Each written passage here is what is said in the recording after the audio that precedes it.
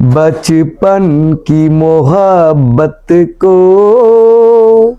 तुम दिल से ना जुदा करना, जब याद मेरी आई मिलने की दुआ करना।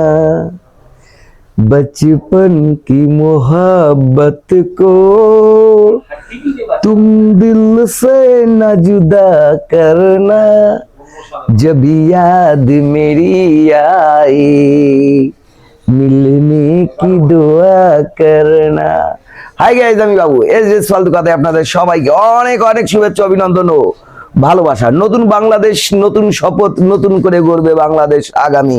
বাংলাদেশ বিএনপি বা বাংলাদেশ জাতীয়তাবাদী দলকে অনেক অনেক শুভেচ্ছা, অভিনন্দন ও ভালোবাসা।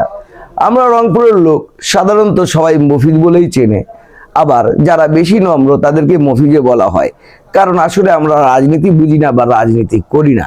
এই কারণে আমরা মফিজ। যদি রাজনীতি বুঝতাম বা রাজনীতি করতাম তো স্রোত যেদিকে যাচ্ছে আমরা স্রোতের উল্টো পথে কখনোই হাঁটতাম না। তো যাই হোক, আমাদের রংপুর বিভাগ থেকে মোটামুটি খুবই কম আসন পেয়েছেন বাংলাদেশ জাতীয়তাবাদী দল। তবে আমার একটি প্রশ্ন, সেটা বিগত দিনগুলোর মতো হবে না তো? আমাদের উন্নয়নের বাধা অথবা নানান ধরনের সমস্যার প্রতিকূলতায় আমাদের রংপুরটাকে একটি আলাদাভাবে দেখা হবে না তো? পূর্ব পাকিস্তান অথবা পশ্চিম পাকিস্তানের মতো বিগত দিনগুলোতে তাই দেখে এসেছি আমরা। আমাদের রংপুরে যখন ভোট পাওয়া যায় না, তখন ভোট দেওয়ার সময় কোনো কিছু গিফট দেওয়ার সময় বলা হয় যে তোমরা আমাকে ভোট দাও নেই, অথচ তোমাদেরকে দিচ্ছি। এটাই অনেক বড় কথা। তারপর আমাদেরকে শিক্ষা আপনার হচ্ছে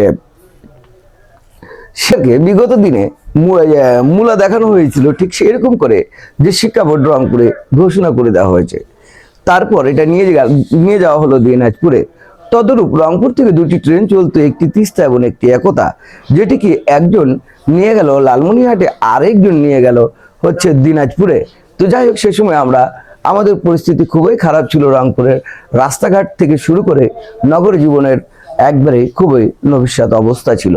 তাই সেই পূর্বের দিনগুলো খেয়াল না করে আগামী বাংলাদেশ, নতুন বাংলাদেশ 24-এর পরের বাংলাদেশে যদি আমরা মনে করি, তবে অবশ্যই আশা রাখতে পারি আমাদের রংপুরের উন্নয়ন হয়তো বা আসতে পারে, অথবা আমাদেরও বা আপনার হচ্ছে বাজেটের মধ্যে কিছুটা বাজেট থাকতে পারে।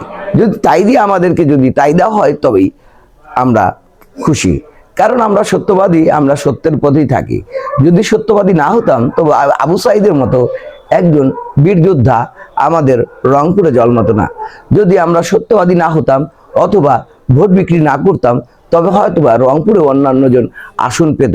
কিন্তু আসলে আমরা রংপুরের লোক, সাদাসিধা লোক, সব সময় সর্বোপরি আমরা ভালোর সাথে ছিলাম এবং ভালোর সাথেই থাকবো, আগামীতেও থাকবো। তাই ওই গান দিয়ে শুরু করলাম, বচপন কি মোহব্বত কো তুম দিল সে না জুদা করনা। কারণ সেই আগের দিনগুলোতে যাতে আমরা ফিরে না যাই এবং নতুন করে যে বাংলাদেশ আমরা 24শে জুলাইয়ের পর যে বাংলাদেশ পেয়েছি, সেই বাংলাদেশে যাতে আমরা সুন্দর করে গড়তে পারি, হাতে হাত রেখে, ভ্রাতৃত্ববোধ বজায় রেখে, হিন্দু, বৌদ্ধ, খ্রিস্টান, মুসলিম সবাই মিলে আমরা কাঁধে কাঁধ লাগিয়ে এই বাংলাদেশটাকে সুন্দর করে দুর্নীতিমুক্ত, সন্ত্রাসমুক্ত, চাঁদামুক্ত এবং নিজের আত্মীয়করণ মুক্ত যদি করতে পারি, তবে অনেক উপকার হবে। অনেক শিক্ষিত আছে যারা খুবই ট্যালেন্ট, কিন্তু তারা চাকরি পাচ্ছে না টাকা দেওয়ার কারণে, ঘুষ দেওয়ার জন্য। এই ঘুষ না দেওয়ার কারণে তারা চাকরি করতে পারছে না। যদি তাদেরকে সুযোগ দেওয়া হয়, অবশ্যই আগামী বাংলাদেশের মধ্যে তারাই এক একজন বড় হাতিয়ার হিসাবে জন্ম নেবে বাংলাদেশে। তাই আমি বাবু এস ফালতু কথায় আজ এই পর্যন্ত। আবারও নতুন করে, নতুন আঙ্গিকে, নতুন রূপে আবার উপস্থিত হবো আপনাদের মাঝে। ততক্ষণ পর্যন্ত আপনারা ভালো থাকুন, সুস্থ থাকুন। আর আরেকটি কথা বলছি, যেটা যে মেয়েকে এনসিপিকে ভোট দেওয়ার কারণে যারা গণধর্ষণ করেছে, তার বিচার এখনো চাচ্ছি। তার প্রকাশ্যে বিচার করা উচিত।